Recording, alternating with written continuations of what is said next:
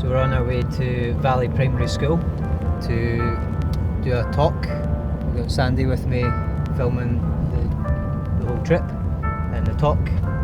I'll be really just decide what I was going to talk about this morning because I've just been really busy right up until this point to actually think about what I wanted to talk about at the school. So the idea was just that I was going to come in and give the children like some inspiration and ideas for their career, and the theme of all the speakers that are coming in today and this week I think is about work and like what they can do with work, and I'm going to give them an alternative look on what they can do with their life and their career, because I would say I definitely live a very alternative lifestyle, and I'm just going to show them some photos and examples of things that I do, and then I'm just going to give an actual talk about the genius and ego and explain what I mean by that and why they, in relation to obviously the theme of work,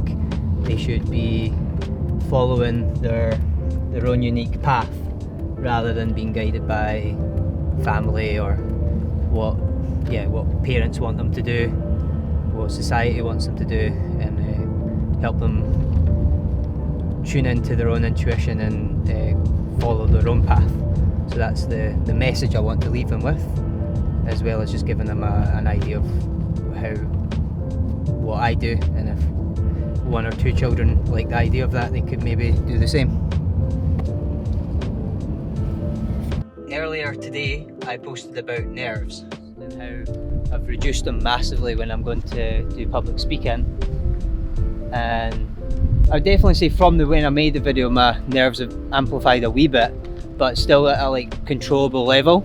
Before it was like debilitating, like I couldn't think about anything but what I was doing in the future. Like that's what anxiety is, and when you've controlled your mind over your body, you can actually do things easier and your performance is better because you're not overthinking everything. So even now I'm walking into the school, I'm obviously feeling a wee bit more nervous than I was earlier, but I think it's a controllable nerve level that helps your performance.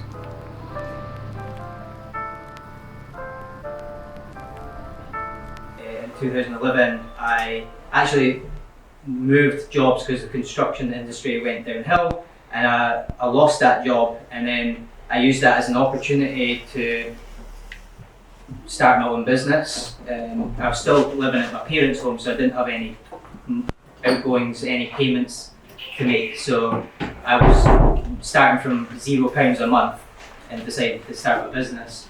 And now I've got a web design business. So the first website I built, I made £200 for one of my dad's friends, and I realised I could make money from that, and that's what led me to starting a web design business, because I built some websites for my dad. I was self-taught, I went on YouTube and learned how to build websites from scratch, and now I have a podcast, so I interview other guests on the podcast and that gets uploaded. We do stream it on live. That was just yesterday. We stream it live on Facebook, so people can come and watch us and ask live questions. And I've been talking with lots of really interesting people.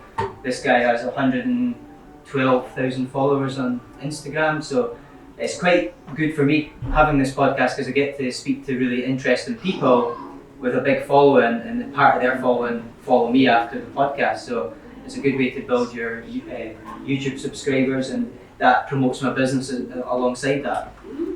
I also have a house clearance business which we just launched this year.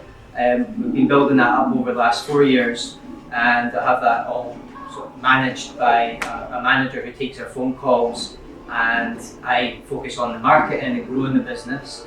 So I spend a lot of time on my laptop.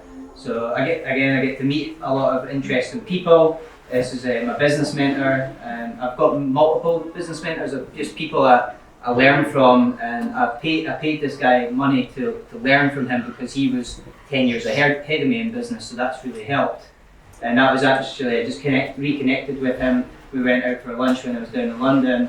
So the idea of having a business, you get to connect with lots of really interesting people, and that's always what I've wanted to do. Is actually going to Dragon's Den next week for a social enterprise. All right. Next Tuesday. Right. So we've got a little business going on. Cool. Yeah. Okay then. So hopefully I can give you some tips for business. I see this as an alternative, unique way of some tips that you can use for business as well as life. This is my desk at the moment. I just got delegated, moved out because we just had a third child, and that extra room is now my 4-year-old's. So my office is now my 4-year-old's office. So this is the dining room I've been moved to. But I can work from anywhere. I work in Starbucks and Costa quite a lot in Kirkcaldy, and I move about quite often because I've got my laptop where I can go anywhere with that. So that's the freedom what I want to share with everyone, that the alternative way of working for someone being stuck at one place is I get to move around and go to different places and have that freedom to spend my time how I want. So if I wanted to take tomorrow off, I could, and no one would really be that upset. So that's the opportunity you have when you start your own business. It's got its pros and cons. The pros obviously is that freedom. The other side of that is you have to make sure that you've got money coming in every month, whereas if you're employed, people pay you and you're secure. So it depends how much risk you want to take, and there's the good and the bad of owning a business. There's some months we've not had any money and I've had to work really hard and bring money into the bank. So that it does take 5-10 years to really build a substantial business that starts to pay you and you get to live better. But the upside is the long-term effect is you get the freedom and you can retire young. I'm looking to try and retire at 35. I'm 32 just now. Wow. And I don't want to retire to do nothing though. I want to do a lot of things. So again, these conversations with people, there's part of my life purpose, which I'll be going on to share and do talks like this and share what I've learned from life. And so my idea was to retire young so that I can then go and do things that I love to do. And one of the things I've learned I love to do is talk and do talks and speeches and teach people. So I should have probably been a teacher, but this is the way that I took my career. I ended up starting a business. I'm doing quite well with that. Plan to retire. This is a picture here of a castle. It's not this specific castle I want to buy, but one of my goals, my dreams, was to buy a castle. I decided when I was 12, and that's what I've been working hard towards as well, because I just thought it would be a nice story to try and earn enough money to buy a Scottish castle, because I like them. And that's the idea I want to give everyone here is you have a dream and you go for it. And that's no exceptions. Don't compromise on your dreams. Go after what you want. So this is what I'm talking about when the title of the talk was how to be a genius. And what I mean by that is we have two sides of us in our mind, our head. One is being a genius, and the other is our unconscious ego, which is our ego is a side of us that is like the negative talk, the fear, and where we're scared of things and we're hesitant. We don't act on what we want to do. And whereas the genius, when we're in our genius, we go and do the things regardless. We go through the fear. And this is what I want to share with you. So a good example is, this is a really bad blurry picture of Moana. It's a film I've watched lots of times with my family. My 4-year-old daughter loves that film. We've watched it 1,000 times. And he talks about, I think, wayfinding, and he puts up his hands to the sky, and he talks about knowing where you're going in your mind. And this is there's lots of good lessons to learn from these Disney films. They're like deep inside the Disney films, there is actually really good life lessons. What I'll do is take questions at the end, so if you want to write it down, if that's okay. So when you follow what's in your mind and let that guide you, that's what I mean when I talk about our genius, because our genius will lead us into taking action, or for example, a castle is a tangible goal that I want to achieve. And as I'm trying to achieve that, I'm taking advice from my inner wisdom, which is what Maui talks about on Moana when he's talking about knowing where you're going in your mind, because no one can give you what you want more than yourself. Like, you know yourself more than anyone because you spend the most time with yourself. Your parents know a lot about you, but you know yourself more than your parents. So following what you want to do, following your heart, following your dreams, is where you actually lead your life to where you should be, not where your parents want you to be. And even teachers and mentors, like my mentor, there's times where I had to not listen to him and follow my heart rather than what it seemed like good advice. And that's the hard part. That's when I'm talking about genius and ego. There's times where we follow the norm or we follow what makes sense to us inside. Like, you know, people say your gut or your instincts. It's about following that intuition and even fighting through some of the battle in your head and winning that battle and doing what you want to do. There's the film Harry Potter. He's got this scar and he was born with this purpose in life. And this is what I mean again, when you're born, even your ego and your... So what I believe in is we live in a physical world and we have a soul. It's like the spiritual dimension of the world. So we have the soul, the spiritual dimension in the physical world, and people talk about God and universal intelligence and that. Some people are religious and follow that. So my idea of it is that we have a unique purpose that we should follow from the beginning, like Harry Potter did, and that led him to have quite a different life from the rest of his classmates. And he went and followed that, and that led him to where he got to in the end. So we all have a unique purpose that we were born to do, and that's where I'm trying to follow what it is that I want to do for the rest of my life, and take advice from people, but then put it through my own mental skills and make the decisions myself in the end. And Harry Potter is a good example of doing that. He had to fight through a lot of resistance to go and live that alternative life. So moving on to the other side, so that's what I've just spoken about, is how to be a genius, is follow that life purpose that you have from birth. We all have dreams, follow that. And then on top of that, follow your intuition. When you have a vision, an idea, a dream, it's about taking action on that. But the thing that will prevent us is this here, which is our unconscious mind. So imagine this is your brain. We've got the conscious mind and the unconscious mind. The conscious mind is things that we know, we can see, we're aware of. And then there's other parts of our brain that's unconscious, it's unaware. And it's built into us through our parents, our past traumas, things that have happened to us in the past. Something like when you've hurt yourself or got hurt, and your feelings have got hurt. And what happens is the ego, the unconscious mind, tries to protect you from repeating that and being hurt again, emotionally or physically. So the ego is just trying to protect us. So it's like it saves us from walking into a lion's den. And it's an old part of the brain that's not as needed today. It still protects us from walking out onto the road and getting run over. So what we need to do is listen to our genius when a thing is not that dangerous. We have to decide on our own what risk we're willing to take. And listen to this as well. Ask yourself, does that make sense, or do I still want to do this thing? And then go through the fear, go through that protection mechanism that's installed into us. Because the negative side of that, because there's good sides of that, because it will protect us from getting hurt.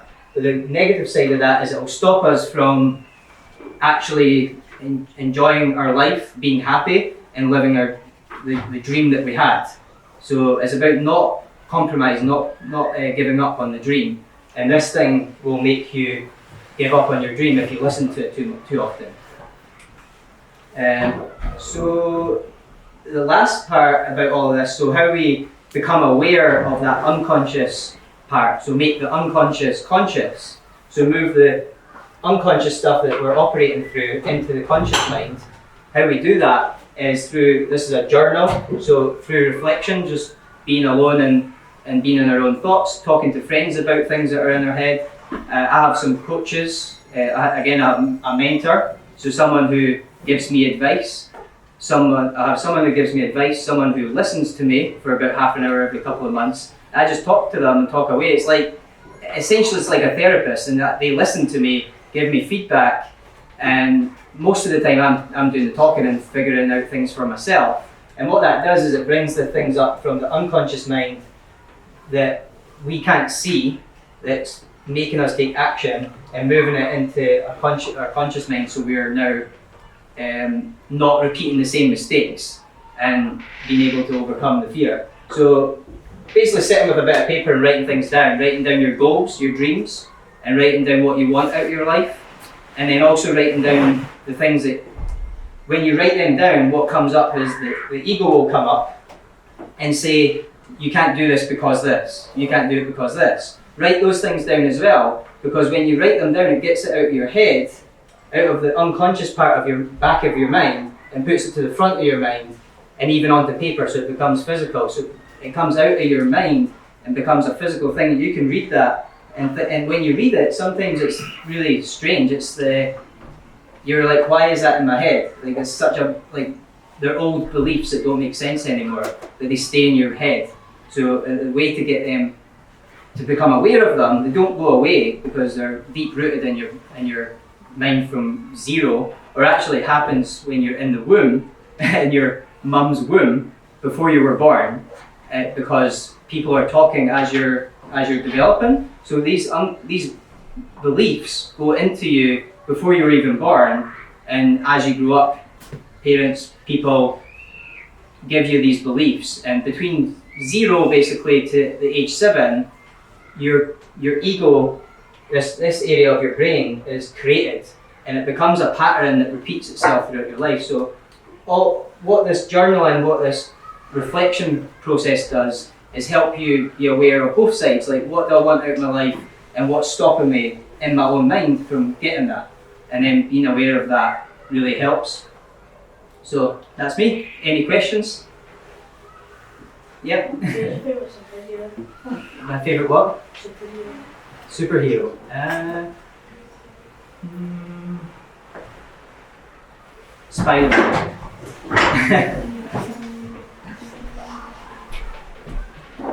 Yeah. What's your favourite movie, like, that inspires you? That's a good question. Just trying to think. That's a hard one. That's a really good question, David. Movie Yeah. inspires you.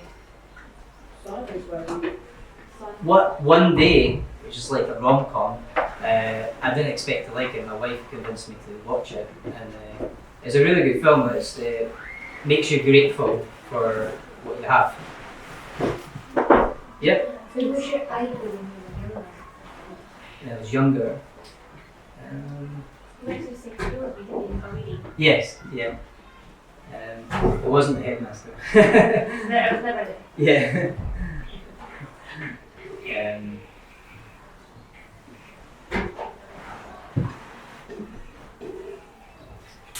The only thing I can think of is He-Man. Yep. What's your favourite colour? Blue. Yeah. Why did you start making podcasts? The main reason was I had that instinct to want to talk. So I started going to public speaking classes.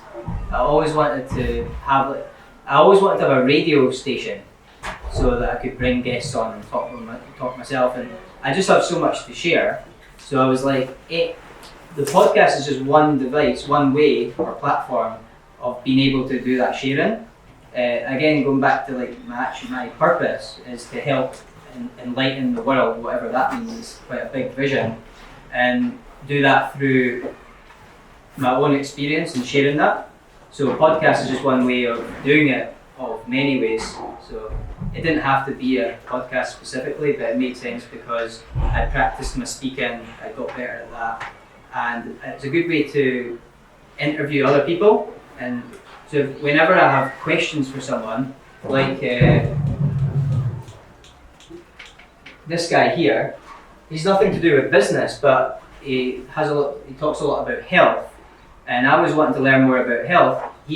I follow him on Instagram, probably followed him for about 2 years, and I've read every one of his posts. I always have like a question I want to ask him, and he was too big to answer the question. Like he had 70 other people asking questions that he didn't respond to because he was too busy running his conferences and doing bigger things. So it kind of takes me out of being a small person and I can bring value to him by putting him in front of my audience, because I've got about 3,000 people following me on Instagram, so that puts him in front of 3,000 more people.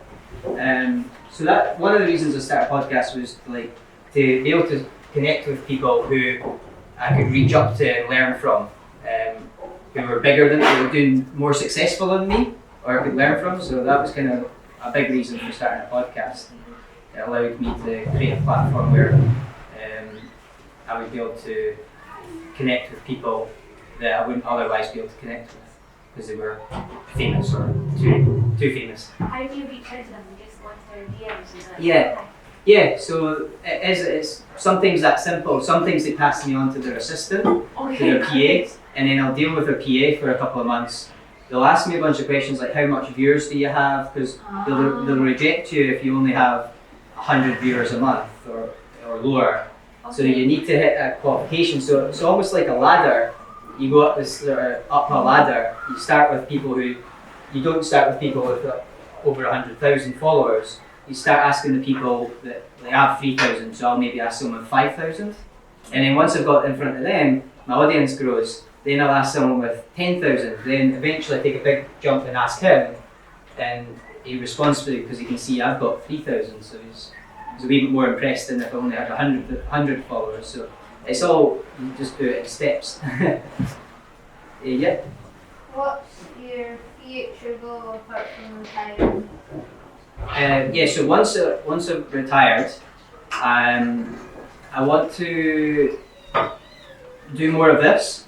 So spend all my time doing things like this and this.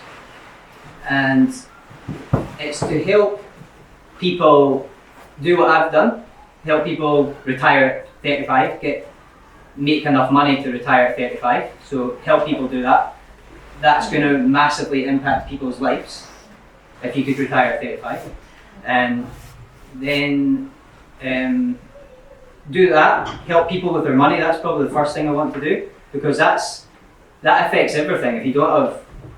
If your money problems aren't sorted out and you live in the UK, life can be quite difficult. So getting money right and then helping them with their health. I study a lot about health, and I'm running a marathon next month, Edinburgh Marathon.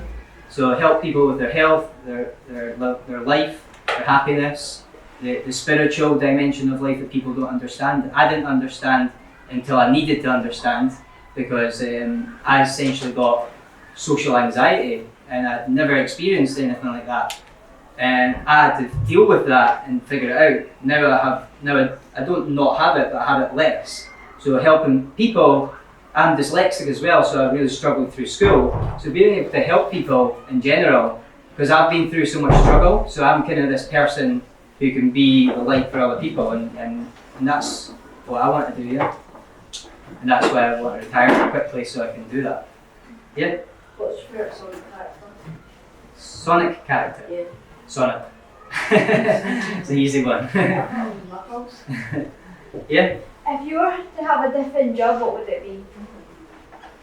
A full-time speaker. So, and yeah, I would like to spend more time with my children as well while they're young. So spend more time as a dad. And so between that and my family, I would like to spend more time to that because I've dedicated a lot of time to business and making money. What were you like as a child or as a teenager in school?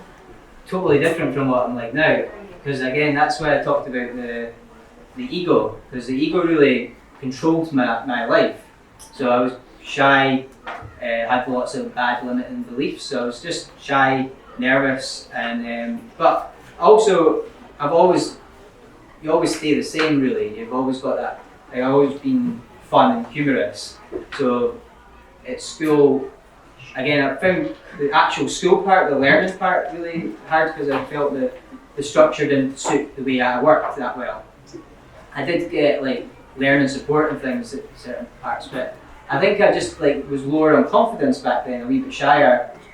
But overall, like outside the school, I thrived, and I loved just. We played manhunt. I grew up in Octortool, which is like a small village outside Kirkcaldy. So we played at the park, played football all day, every day. We met 12 o'clock on Saturdays with all our friends, and we played football from 12 till like midnight, and until our mums were bringing us home. So I spent all my time playing football when I was such a child. Yeah. What do you have for breakfast?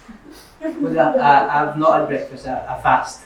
Again, I learned stuff like that from him. So you know, in Islam they fast. Yeah. So like it's got a lot of health benefits as well. So I fast all morning. I had a coffee though. I had an espresso. So you fast for how long? Usually till 12. Okay. So I usually get hungry at 12. So I've got 5 minutes and then I get hungry. Lots of cream. Right. Nice and healthy. What football team do you support? Barcelona, but I'm not a very big fan. I went to a couple of Wraith Rovers matches, but it disappointed me. But I support Wraith Rovers, and I supported Celtic out of Rangers and Celtic. And some people hate me, some people love me. And Barcelona's probably, I like watching Ronaldinho and Messi. Well, Messi good. Yeah. Someone had their hand up here. Oh no, I was going to ask the same question. Okay. Yep. When you were very young, what was your dream job? It was to be a spaceman, an astronaut. What you have for tea? For my dinner. I haven't thought that far ahead actually. My wife usually makes my dinner, so we might be having spaghetti bolognese again. What about you? Serious? I didn't know. Yeah. If you were to become an astronaut, what planet would you pick? Pluto, the furthest away one, I think. But yeah, I would like to go to space in my lifetime. Because now Elon Musk and I think Jeff Bezos they're two of the richest men in the world. They're helping people take trips to space as long as you have the money for it. Yeah. Is this on a star or a planet? On a what? Is this on a star or a planet? Planet. Any other questions? Yeah. How long was your longest time to have to speak to someone? On one of these? Yeah. Some of them, one's been about 2 hours, which is quite a long time, but I forget the time sometimes.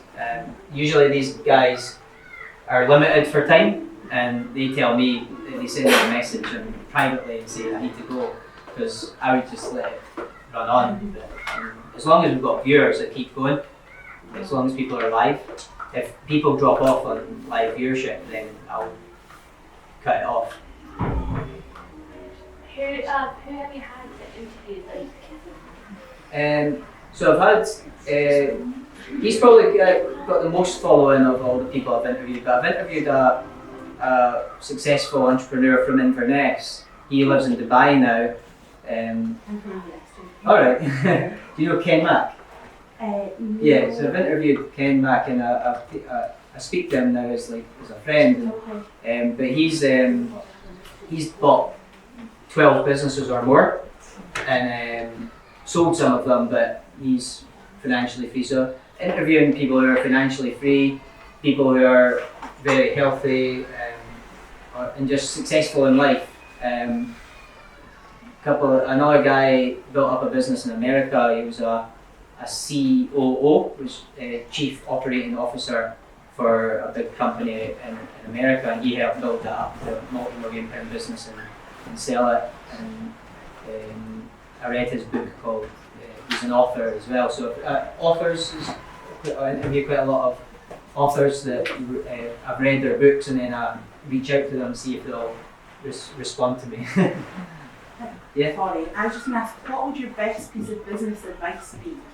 Good Just question, thinking yeah. about our books and bakes. Yeah.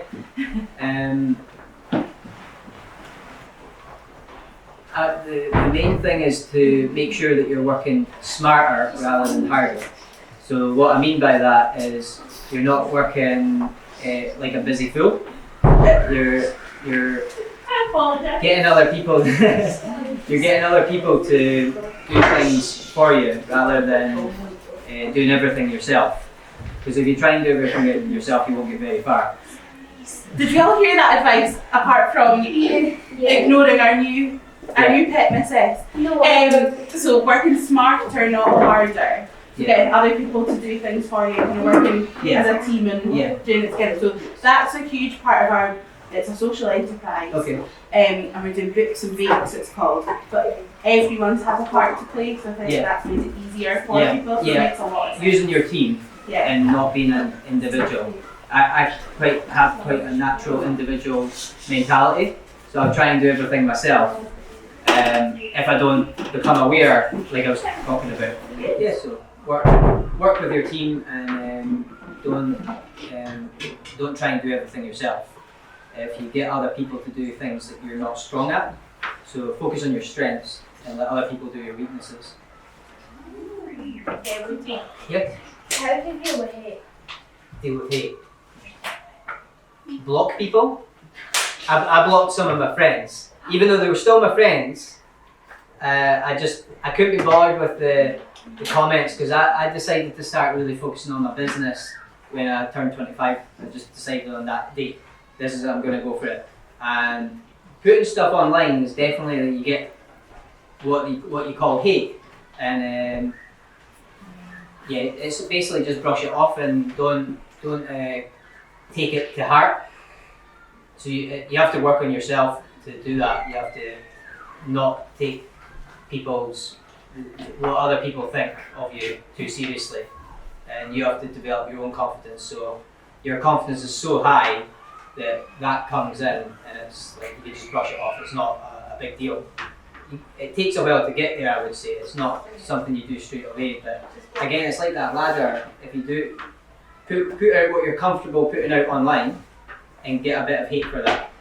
But if you go from here to here and you put out something that's super personal or vulnerable, like you might take it to heart a lot more. So it's kind of like building up to putting content out that's more honest and truthful, that's more yourself. I think it takes a while to be more vulnerable in what you talk about, and when you it's kind of like putting your heart on the line. I think that's when hate really affects people the most, when you really be yourself and people don't like it. But I don't find it hard anymore, but I understand the question because it held me back from putting stuff up. Again, it just goes back to what I said on this chart here. If you have beliefs in your unconscious mind, and if someone triggers that, that's when you'll feel it comes to heart. So take these unconscious thoughts and put them into your conscious mind, so you can work on them. And if you don't do that, hate will actually affect you. So the journaling side of it will help with that. Yep. What is your favourite part of your job?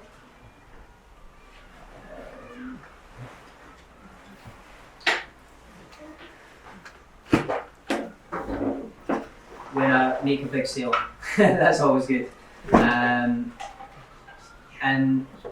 being able to help people. So I mentor other business owners now. So helping them, I helped a woman, for example, she started her business and I showed her how to make money. She started from £0 a month and I helped her build a business to £5,000 a month.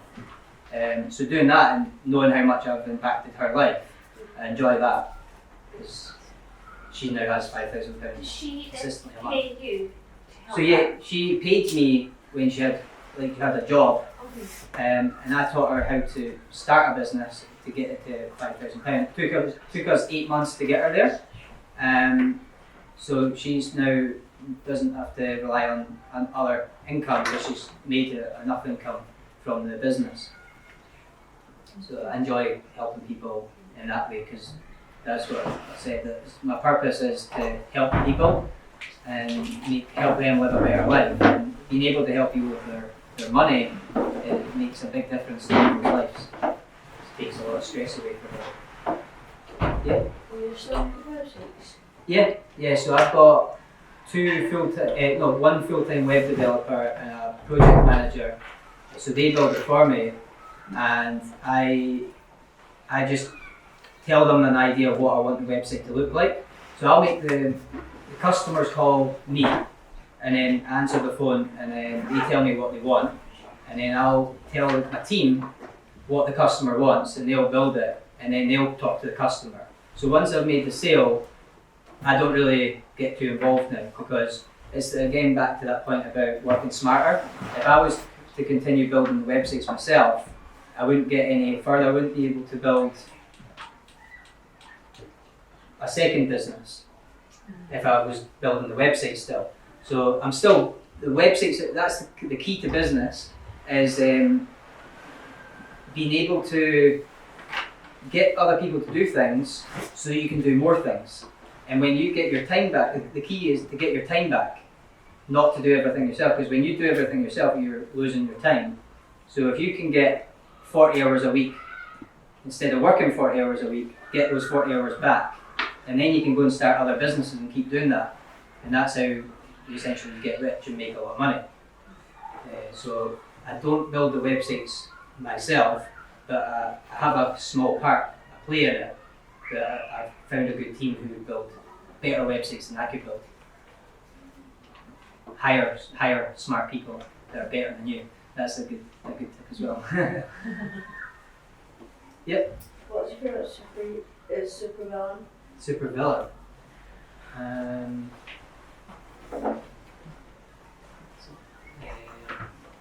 think.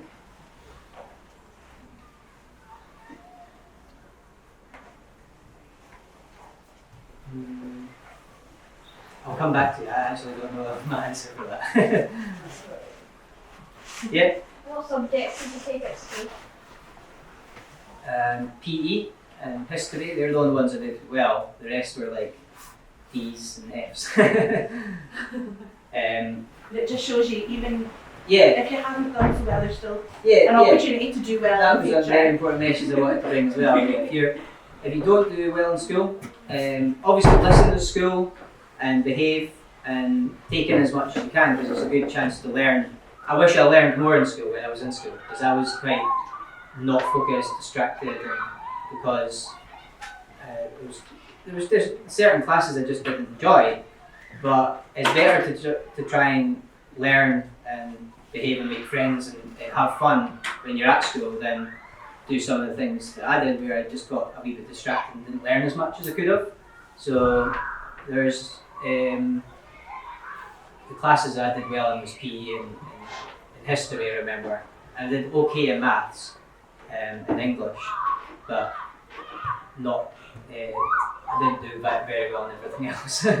I did well in art and drama, and I don't know why I didn't take them further in the first year.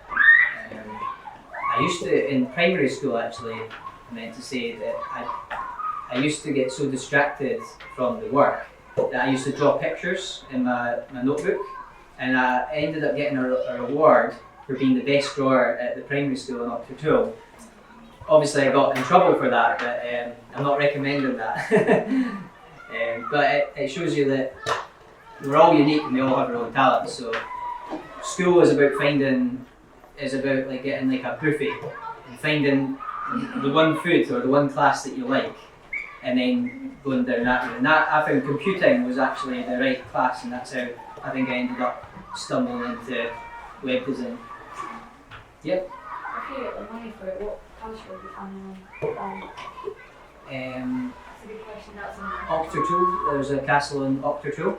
I used to actually get chased by the gardeners for running into them. When we played Manhunt, does everyone know what Manhunt is? Yeah. So it's like playing Tig, but we used the whole of Octortool, all the fields. So we ran so far out of Octortool that we ended up at this castle, and we got chased through there. My friend used to stay in Oxford. Okay. Sonia. Yeah, Sonia, yeah. Yeah, Sonia. I used to go to her house almost every weekend. Yeah. Those were the best days of my life. Yeah. I mean, Yeah, we used to run around in It's just a the big playground.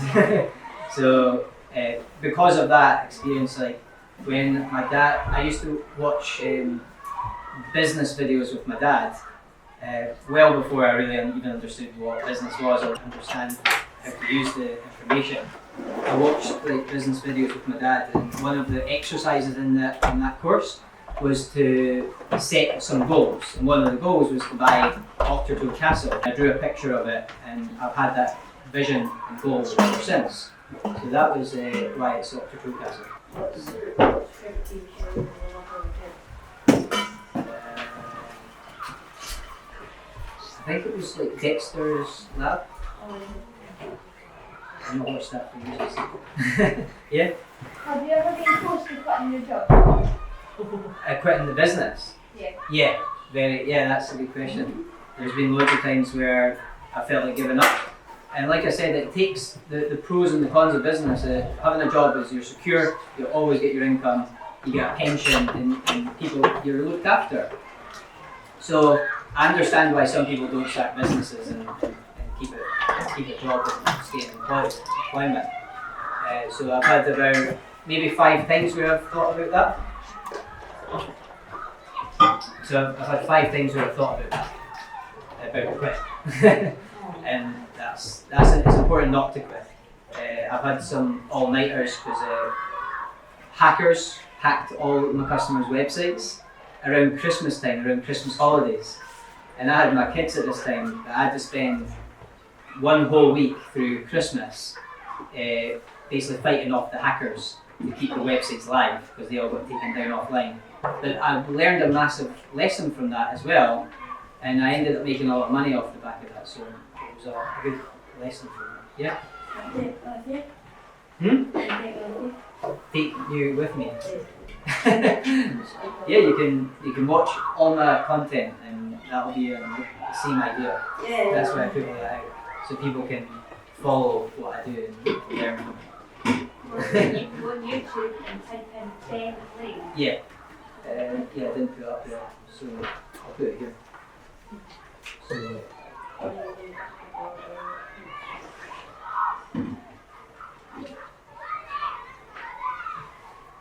and Instagram, which I put most of the stuff on. Or Twitter, it's the same on Twitter. I've got that. Ben Laing, number 2 then, because number 1 was taken. Okay, thank you. Okay, yeah. Anyone that's not asked the question yet, who wants to ask the question before I go? Yeah, What are you having for lunch? I don't know if you had lunch. lunch. I'll probably have some soup. Yeah, and a salad. Yep. What's your favourite superhero? Why did you ask that? I'm trying to think about that. You know, just message me, you know. Yeah. Dr. Evil. If you watch Austin Powers. Yeah. I think I'm good. Yeah. Out of 10, how do you rate your business? That's a good question. So, house clearance business I would rate that 7. And the web design business I would rate that probably an 8. And the reason they're not 10 out of 10 yet is because I know I've got a lot more improvements to make.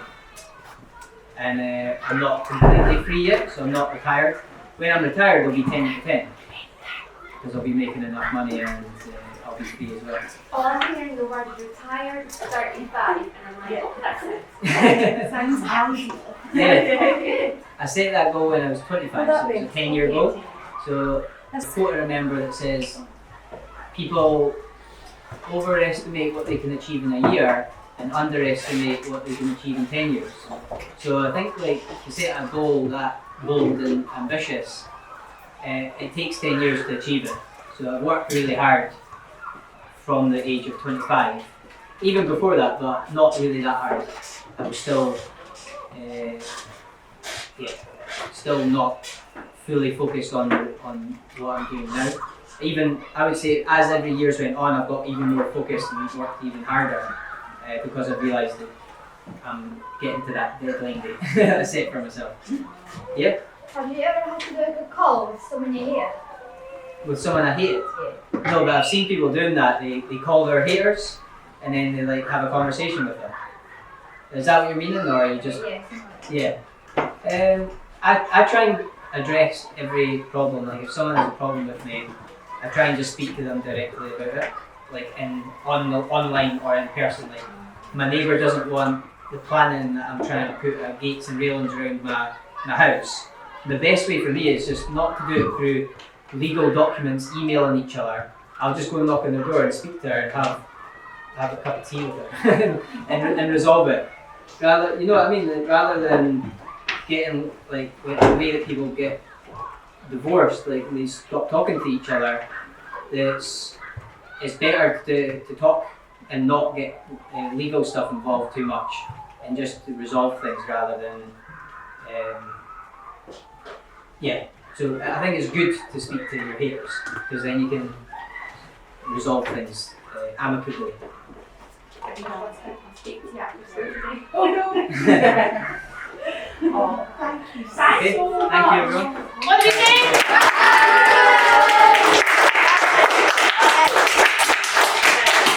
Okay, can I have 2 people to show their experience? I'm really happy to have the opportunity to speak at Valley Primary School, and the opportunity it gives the children, like we were talking about, Sandy, that they might not know about that other alternative lifestyle that they can live.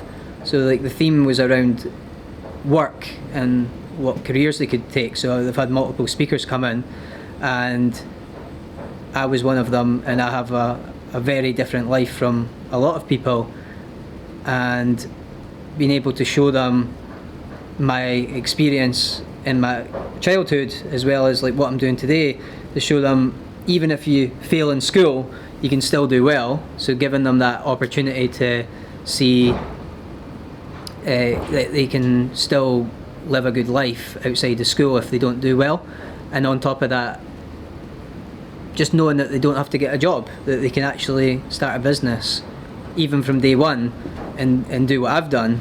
So it's really good that the schools are doing that and bringing people in, and I'm really grateful and glad that I've come in to speak to them as well, because I basically wish that I had someone come into my school and speak to me. So I think that's what I'm doing here, is like going to the schools makes sense to me because it's aligned with my purpose to be that person, mentor, uncle that I didn't have, that I can be for those children that might not have that guidance in life. So just being able to impact 1 or 2 of them each time I go in is that's really important to me. So I'm just glad that this is happening, and I got invited back. I'm always surprised by how engaged the primary 7s are. I kind of obviously mistakenly expect and assume that they're going to be a wee bit immature, which is just a wrong assumption. And then when I get there, they're actually really mature and engaged and interested. I don't remember myself being like that at school at that age. it's probably that assumption comes from me being immature back then, and they just seem so grown up for primary sevens. Like you forget you're at a primary school, and how many questions do they get, Sandy? Tons. Like 30, 40 questions easily, and that was more than the last time. And the teacher did say that like it's a really well behaved class. I got some random questions that threw me off, like what's your favourite supervillain, and I couldn't answer that. I eventually said Dr. Evil, and because he asked me again. But yeah, I think what I recognised is they're not as interested in the content that I had prepared, which I prepared because that was what I wanted them to take away. I think a lot of them did take a lot away from that, but I've learned that they actually were interested in me as a person in my lifestyle.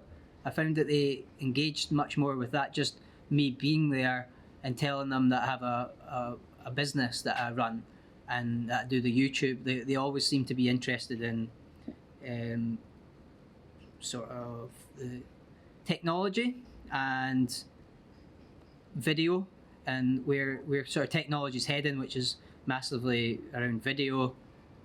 And they were interested in, like, when you talk to them in the language that they understand, like view counts and YouTubing and uploading videos and interviewing people and follower counts, they seem to really engage with that side of things. So it's like you can always predict from talking to P7s what the future is going to look like, and massively, like, video is going to be huger than it is today, and it's crazy to think that, because video has already been pushed for the last, like, we've been hearing about that since Facebook was taking on YouTube and things like that, but it just looks like it's going to get bigger.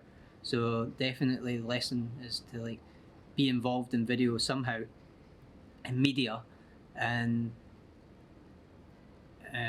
that lesson would be just be a media company. Think of your company as a media company, because that's where the eyeballs are, like video content.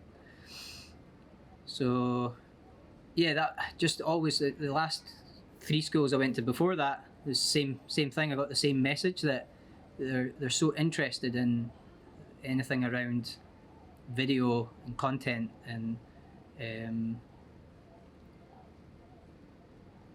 I think a part of it is like getting famous as well, and I think that's maybe a society thing, that it's making children think that that's what they need to do to be successful. So there's a bit of that, I think, is influenced, that that's what they need to do. But I do think the teachers even got involved this time as well. There was quite a few questions from the teachers. The teachers are really interested in this idea of trying to retire by age 35, and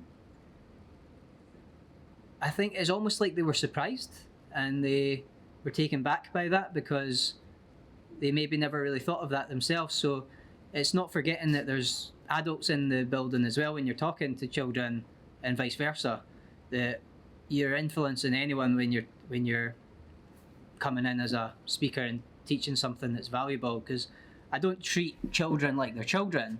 I treat them like they're going to be adults one day, and they're smart individuals themselves. So I'm not trying to come from like a condescending angle.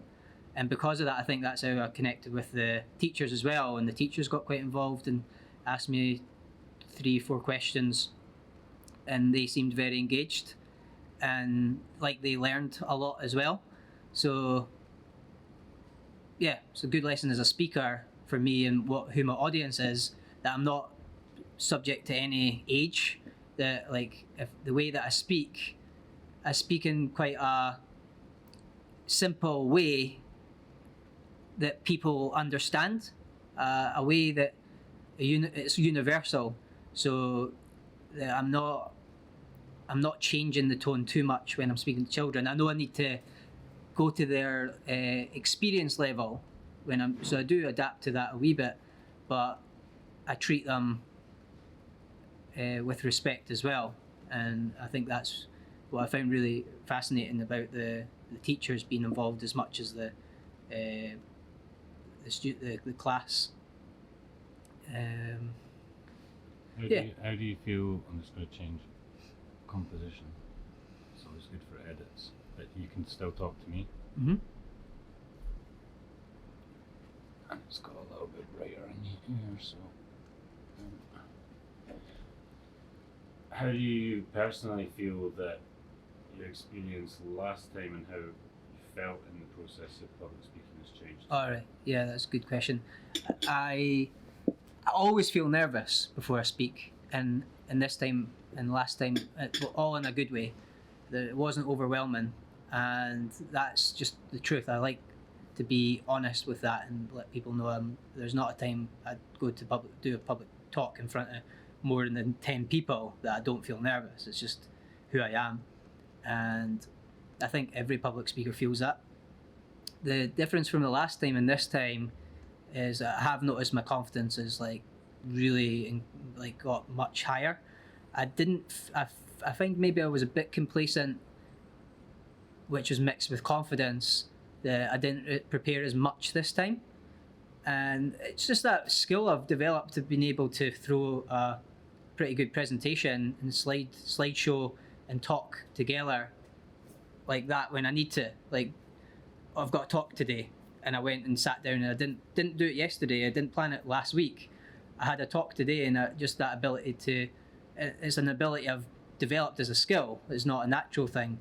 So having just the importance of practice, doing the laps, constantly learning something until you completely master it.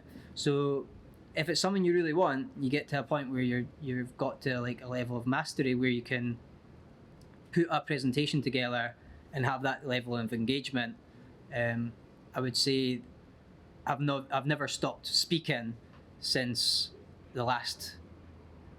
before the pandemic, when I did the talks before.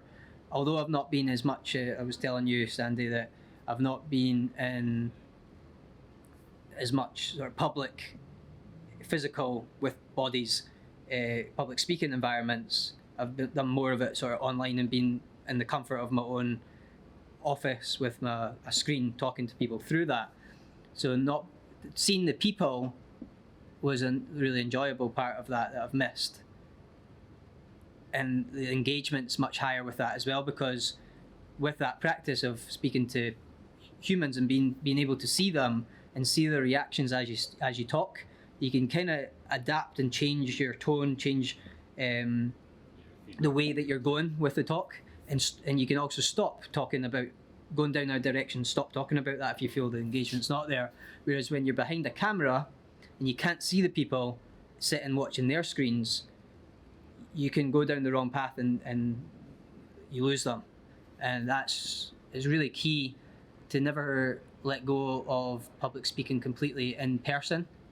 So just the importance of in-person communication, because you miss the facial expressions, the body language, which I've studied a lot about and practiced a lot in my training of communication. So that was really valuable. So I think the biggest change is I found this classroom it's almost evolved from 2 years ago, for the same age, same primary 7. There was just even better behaviour, and it might be coincidence, but it's almost I actually think the people have evolved over the last 2 years. I've definitely noticed that, and I wouldn't say it's a coincidence. This classroom just happened to be better behaved. Maybe everything that we've went through, and the children maybe appreciate being in school now after being out of school at times. And yeah, I guess back to the confidence thing, that's the biggest thing I would say has changed, is my confidence is, I surprised myself. When I walked in and I seen how big the class was, my nerves never got any worse. I've practiced it so much that I stayed calm, and it took me a while to get the laptop set up, but I just felt like I knew what I was doing, and that really helps to just have that experience of knowing what you're doing, and just getting to the point where you're standing on stage, you've got your technology stuff sorted out. Hopefully tell the videographer that you're starting in the next thing, because I didn't tell Sandy I was starting, so he wasn't ready at the beginning. So I'm still making mistakes, but I'm making much less mistakes. Prepared mentally. I did write notes and gave myself a structure in my head, but I got rid of the notes. So it's just things like that. I've not had to use notes. I've put these slides on literally 5 minutes before being at the school, before getting in my car and going to the school. So just being able to do that. And I think, although I've not done it in person, I have been doing it through the talks I've been doing online. So that's been a big difference in me, is just practice makes perfect, and the truth behind that, it's if you don't use it, you lose it. Like, you need to keep practicing, getting better, refining it, rather than settle where you're at. I think that's the key thing for me.